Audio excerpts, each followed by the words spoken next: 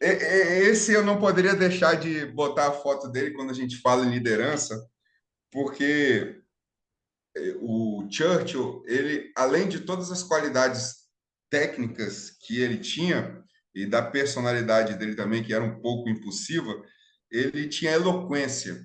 Então ele somava ele somava o que ele tinha o que o Hitler tinha, que era a eloquência, que era o poder de convencimento através da oratória, aquela coisa de você conseguir cativar pelas palavras. E aí ele tinha os atributos que a gente estudou aqui juntos com ele, né? Era um cara que se preocupava. E antes de falar das primeiras ações de um líder, a história do Churchill, eu não sei, talvez vocês não saibam, ele não se resume só na Segunda Guerra Mundial. Na Primeira Guerra Mundial, ele era comandante de batalhão. E aí ele planejou um ataque na Primeira Guerra Mundial da Sicília, atravessando o canal da Sicília, que deu tudo errado. Morreu, os inimigos descobriram antes, chafurdou o ataque que ele tinha planejado.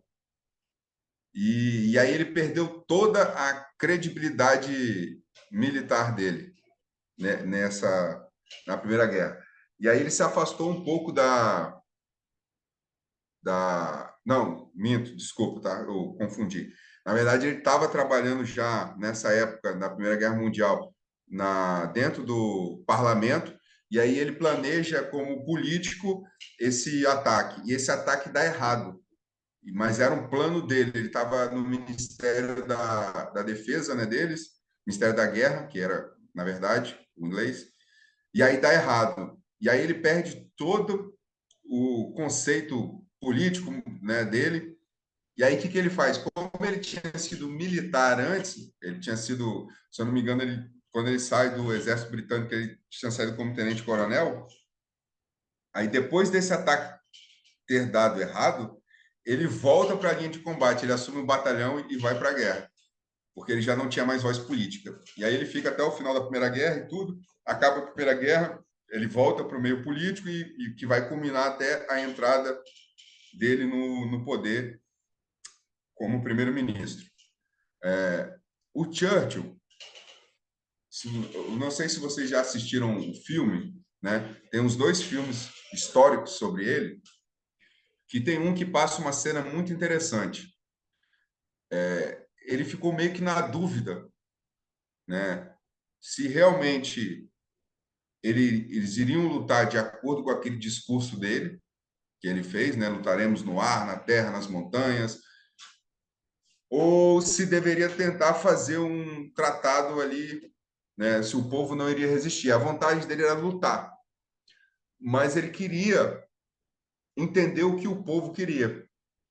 Aí tem uma cena no filme que ele despista lá o motorista dele, o segurança dele, entra dentro do metrô e sozinho ele consegue despistar e senta do lado das pessoas no metrô. E aí ele começa a perguntar às pessoas, já tinha algum tempo que ele estava como primeiro-ministro, fazendo alguns discursos e tudo, né? E ele começa a perguntar o trabalhador comum. E aí todo mundo dá o feedback a ele que gostaria de nunca se render. E é onde que isso gera força nele. Então, o líder tem a ver com isso também, né? Não adianta você querer implantar uma ideia se você não tem a sua base convencida ou alinhada no mesmo pensamento que você. Então, o líder, ele sempre tem que buscar expandir as ideias, convencer a equipe, nunca impor. Então, as primeiras ações de um líder, quando chega numa equipe ou vai formar uma equipe, tem a ver com convencimento, tem a ver com mostrar, vender a ideia. Claro, a gente está falando de ideias corretas, de padrões certos, tá? Uma coisa que interessante que aconteceu comigo na Ucrânia, quando eu cheguei lá, eu tinha feito aqui a minha inscrição, né? Botei todo o meu currículo e tal, fui chamado muito rápido, fui. Aí cheguei nessa companhia que eu viria a ter a graça aí de estar na frente. Só que no momento que eu chego lá, tinha um oficial canadense, se eu não me engano, era o tenente-coronel, que era o comandante da companhia, era um canadense. E aí ele sabia do meu currículo e tudo, mas meu inglês era horrível, horrível meu inglês. E aí ele me chamou para conversar, eu não entendi muito bem, e a gente ficou tentando conversar ali. Aí ele falou, depois o outro cara lá traduziu para mim, ele tem um currículo muito bom, mas não fala inglês, não serve para mim. Aí fiquei naquela, né? Eu fiquei meio baqueado. Eu estava tentando aprender inglês, já vinha tentando aprender aqui e tal. Depois eu aprendi até o final, até antes de voltar, aprendi a arranhar, consegui me comunicar.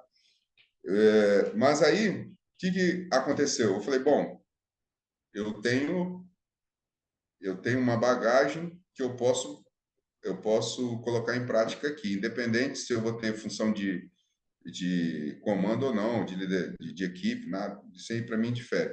Eu me propus a vir, eu vou trabalhar. Mas isso é uma coisa que quem tem o dom da liderança tem que estar sempre fazendo. É um exercício. Todo meio que você está, se você tem essa coisa, essa chama de liderança dentro de você, você tem que começar a pensar nas possibilidades das coisas que podem acontecer, sabe? E aí eu comecei a ir para as missões, passar o conhecimento que eu tinha para o pessoal, comecei a ser visto pelo comandante de batalhão. E aí, em algum momento, eu comecei a ver algumas coisas que estavam acontecendo de forma que eu não faria, sabe? E aí eu falei, cara, isso aqui uma hora vai estourar, não vai durar muito isso aqui.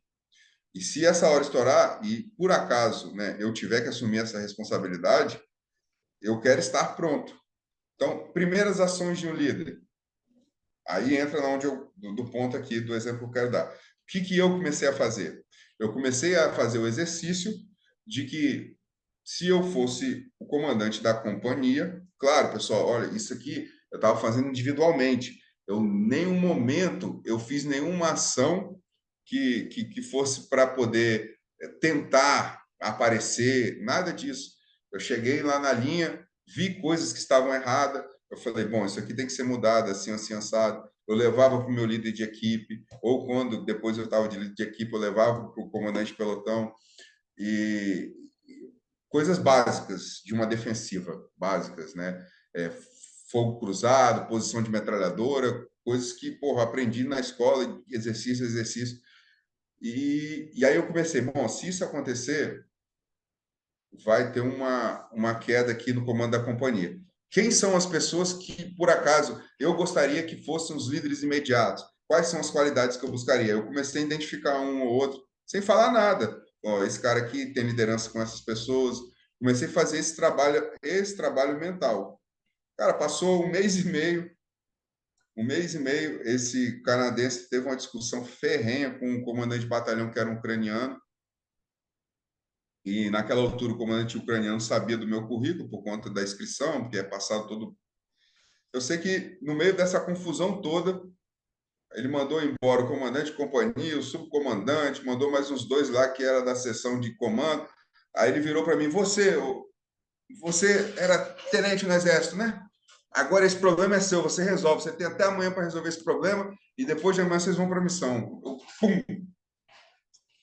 Aí eu peguei, assumi, mas como eu já tinha feito o exercício das coisas que deveriam acontecer, eu só tirei as laranjas podres, puxei aqui aqueles caras que tinham a liderança para como líderes imediatos, eu organizei tudo, preservei aqueles que eram bons naquilo que eles faziam, conversei com o pessoal e a coisa começou a andar. Mudou assim de uma forma radical. E a gente começou a entrar na época do verão, assim, já no, e estava tendo muitos ataques e a gente começou a realmente segurar a posição de ataques pesados, pesados.